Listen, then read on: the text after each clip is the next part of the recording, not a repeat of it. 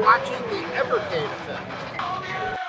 Hey everybody, welcome to the Evercade Effect. It's Ed, and today I thought it'd be fun to do a video and dive into the first 10 carts behind me. We're going to talk about it and the importance that those 10 carts and the impact I believe have on Evercade, had on me personally, and may have had on you as well. So we're going to go ahead, we're going to flip behind here, we're going to talk about them, we're going to do a wrap up and kind of go through each of them, and in we're going to find the nostalgia and the discovery. So let's get to it. Let's start by taking a look at the Atari One collection. So Atari, for me, I know not everybody, is very, very nostalgic. And here we get 20 games. Wow, look at all, look at all these here. And I'll try not to blind you on the camera. We got classics, Centipede, Missile Command. And in addition to that, though, we get some games I never played before this, admittedly, like Food Fight and Ninja Golf. And Aqua Adventure, I did play that like a while ago, but it was a nice, had a nice refresher to see. Of course, we have it with the booklet and everything. Yeah, so this was just really great. Looking upon this, there was just some familiar nostalgia and new nostalgia. And at the time, I just really didn't know how fun I was gonna have like diving into the old Atari collection, right? And then now we, get into some of the heavy hitters from Namco. I've always loved Pac-Man, Miss Pac-Man. And let's look at this little guy. So seeing that we got Namco, for me, was huge. And if I remember, this you could only get in Europe. I don't think you could really buy it in the United States through Amazon. Move this out of the way. So yeah, it kind of made this cart a little bit more difficult to get. And here we get 11 games. For me, some of the notable ones, of course, even though they weren't the arcade, were Pac-Man and Dig Dug. Those are fantastic. Mappy, of course. Some of the other ones, like Metal Marines, Quad Challenge, I don't really play those much on the cart. Galaxian, yeah! That was another great one, Xevious. So most of these titles here, I was familiar with. Some of them, some of the other, like, 16-bit ones, for me, not as much, but what attracted me was, okay, we have the cool classic 8-bit titles. We don't have arcade games yet. I mean, keep in mind, this is going back, like 5 years ago. And then another familiar nostalgic name. You kind of starting to see a pattern, and like lots of familiar publishers here. Data East! So again, we didn't get the arcade games. And admittedly now, since we've had Data East Arcade 1 and 2 for, a while, I don't play this collection as much, but there's a time when we didn't. And so again, 10 games. And there's our cart, there's our booklet. And we got a really, really, really bad port of Bad Dudes. And I played it. It was all that we had. You know what I mean? But still played it. Joe and Mac was fantastic. Burger Time, again, it was the Nintendo version, but still really fun. Two Crude Dudes is all right. But Magical Drop, that was a game that I hadn't played in a long time, and that was really neat. Like, that was one of my favorite games on the cart. Of course, now we have, like, the arcade version. Karate Champ wasn't as good, Midnight Resistance, but the point is it's Data East, and there's at least some good games to be had on this. Again, when I was looking at Evercade, this attracted me into it. So the next collection, Interplay. So yes, when I did get the first 10 carts. This one, and maybe Interplay 2, which we'll talk about, was probably like the last ones that still, stayed sealed, admittedly. Again, there's nostalgia, though, right? There's nostalgia. And there's actually, believe it or not, some fun to be had on this cart. Like Booger Man, that I'd never played before, that was really, really great. Earthworm Jim, yes, that game is very frustrating, but, it's a classic. And then we have Clay Fighter, which, I owned that back in the day. It was just like so campy and bad. And then we have, who's it's here that I can't read. This game here, Titan. It was all right. Very, very challenging. Very, very more of a frustrating game. But still, it was a name that they recognized. Yeah, Battle Chess is kind of meh. Sorry for the glare there again. But yeah, the point is, though, it was a cart that I recognized. I'm like, cool, more nostalgia. All right. Now we have Atari Collection 2. Yeah, another 20 games. And this was neat because they spread it out and put some other good games on here, even though I like Atari Collection 1 better. But we got Yar's Revenge, unlike the crappy one, aftermarket game on the first one. We actually got the, Atari 7800 version of Centipede, which is much better, and a few other like random games here and there that were pretty good. But yeah, again, this is just one of those, one of those things that you pop it in. Demons and Diamonds, that was the other big one that was like a lot of fun that I hadn't played before. And surprisingly, without a trackball, it plays really well here. So yeah, again, more nostalgia and still discovery.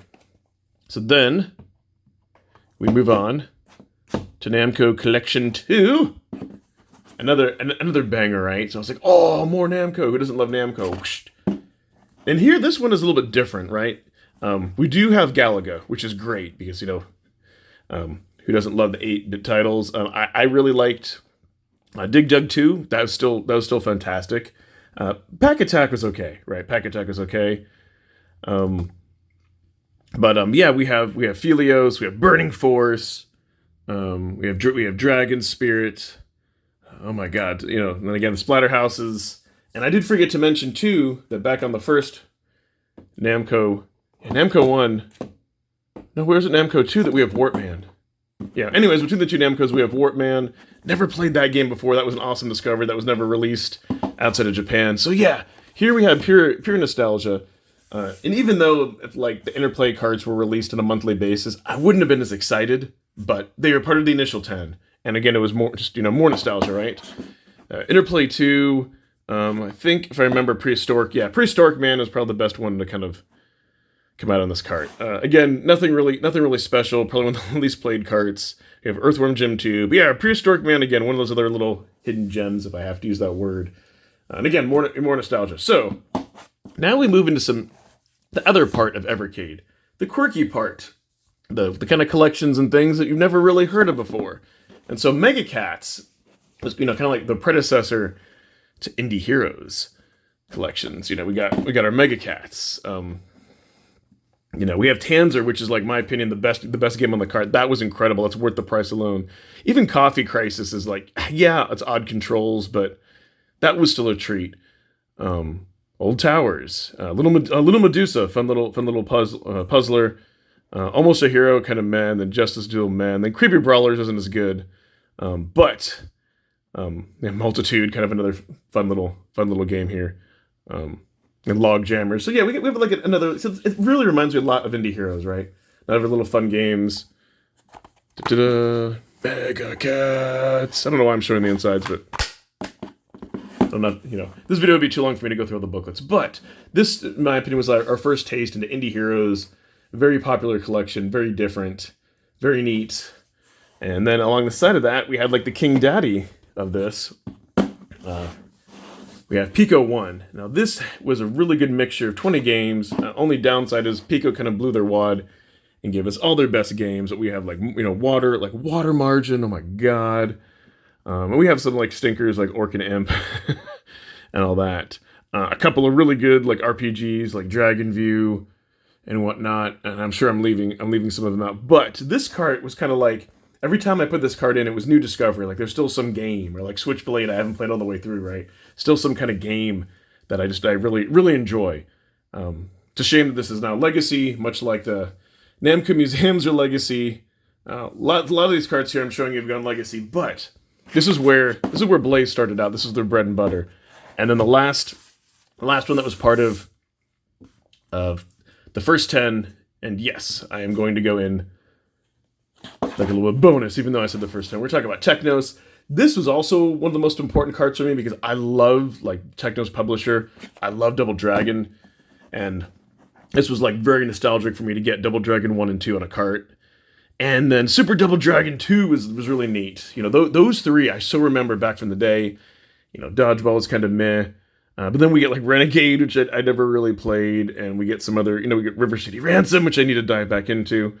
But yeah, then there's a little bit of discovery, but I was like, okay, when I saw these first 10 carts that were solid, I looked into it, I'm like, okay, when I got, here, the OG sorry for the reflection, OG Evercade back in the day.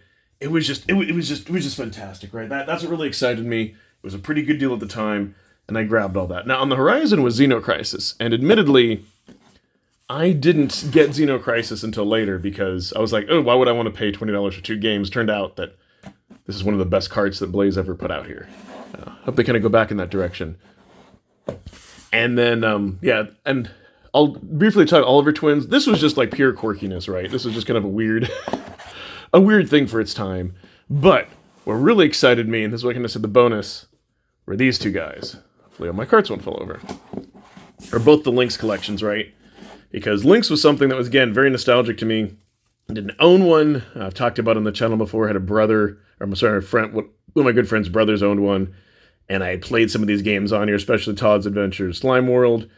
And, you know, this one just has some, like, really great Lynx games. Plus, it was cool to actually play on a handheld with carts for Lynx, that nostalgic feeling. And so I kind of saw the direction that Blaze is going, oh, okay, they're doing something different that other people, you know, really aren't doing.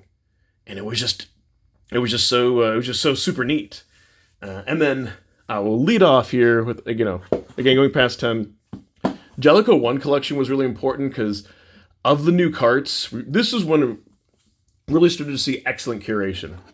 Like, this just has so many amazing games on it, and still Discovery. So this, you know, like Logic Bomb, never played that. Like, we have Rival Turf, and Earth Defense Force, and then we have, you know, Brawl Brothers. We got some different fighters and things, and the weird game like Totally Rad. So this was, you know, this was a really good curated collection. This was kind of the start of, I'm like, oh, okay, neat. So maybe another video I'll kind of go through the rest of them. But yeah, this was just kind of you know, the importance for me of the first 10 carts. All right, so now that we've had a chance to look at the first 10 carts and a little bit of a bonus, but I felt it was necessary to go past those carts to kind of explain the direction that Blaze was going. And I think it's just really important for people to know that those first 10 carts were beautifully curated. We got nostalgia and discovery, and I think that's the draw we're really been getting into Evercade. You just can't have something full of Pico collections, and though I would personally like it if they just had, like, major ISPs, like if it was full of nothing but Konamis and Capcoms and all that. I would love that. Not everyone would. Maybe that would get boring, but it's just really important to see where Blaze came, the direction they went in, how they started curating the collections. It's just fantastic. And what I want to know in the comments below, let me know what cart or carts drew you into Evercade. If you're on the fence and you're thinking about getting into Evercade, are there certain carts out there right now that you just want to dive into it? Go ahead and let me know.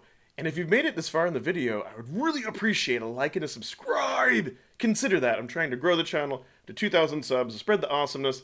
Plus, I stream several times a week where we play Evercade, we hang out, we play all kinds of cool indie games. And then, of course, once a week, we have Evercast, where I talk with my friends Rich, Pete, and Crow about all the Evercade awesomeness. You're not going to want to miss out. Thank you so much. I'm going to go ahead and now thank my channel members.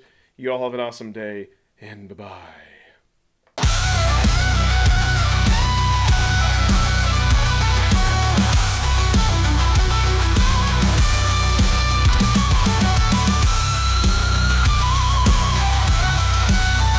Thank you, Crashline, Mr. Showa, Immortal Sojourn, Amber Cummings, Joe Whitlash, D Nesta, Corny Puddle, and Leo!